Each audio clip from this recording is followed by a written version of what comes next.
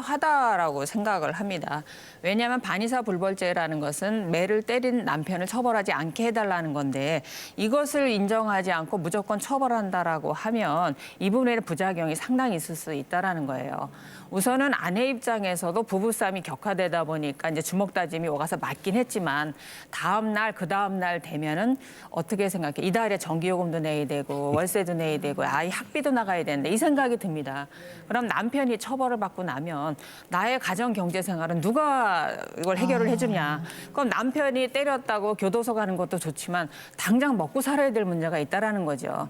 이런 부분에서 실질적으로 남편이 가정 경제의 보호자라는 위치를 버릴 수가 없다는 부분, 이런 부분 때문에 사실 처벌을 원하지 않는 경우가 있다라는 거예요.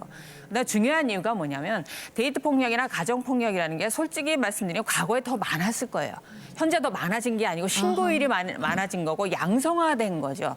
근데 지금 이게 양성화될 수 있는 기반 속에는 사회가 적극적으로 가정폭력에 개입을 하고 있기 때문입니다. 예. 근데 이 부분에 대해서 만약에 처벌만을 고수한다라고 하면 아내 입장에서 그렇다고 남편이 교도소 가는 거 싫거든요. 그럼 어떻겠어요? 아예 신고를 안 하게 됩니다. 네. 그럼 남편들이 다시 이 부분에 대해서 교육을 받을 기회를 아예 잃어버리게 아예. 되고 폭력은 더 은폐되고 점점 더 강도가 세질 거라는 거예요.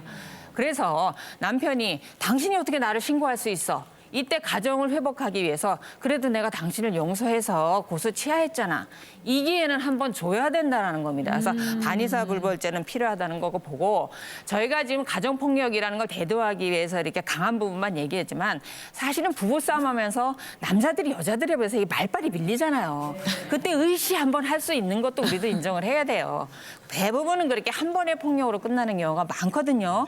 근데 이때 처벌을 해버리면 사실은 더 악화될 수 있는 부분이어서 이때 용서를 아내가 내가 용서를 했다라는 기회는 한 번 남겨야 된다라는 생각에서 저는 반의사 물론 불벌죄가 당연히 있어야 된다고 폭력은 생각합니다. 막아야지만 네. 여성들의 기본적인 생존권, 가정을 지키는데 염두를 둬야 한다. 그다음에 궁극적으로. 남편과 화해해서 다시 살 수 있는 기회 를 줘야 된다는 거예요. 근데 그리고 저는 사실 깜짝 놀랐거든요. 신은숙 변호사가 워낙 단호하게 거의 뭐 심야 토론 수준으로 얘기를 하셔서 당연히 강력 처벌해야 합니다 하실 줄 알았는데 오히려 여성을 보호하려면 이 반의사 불벌죄가 필요하다. 필요하다. 그러니까 큰 그림을 그리자라는 취지로.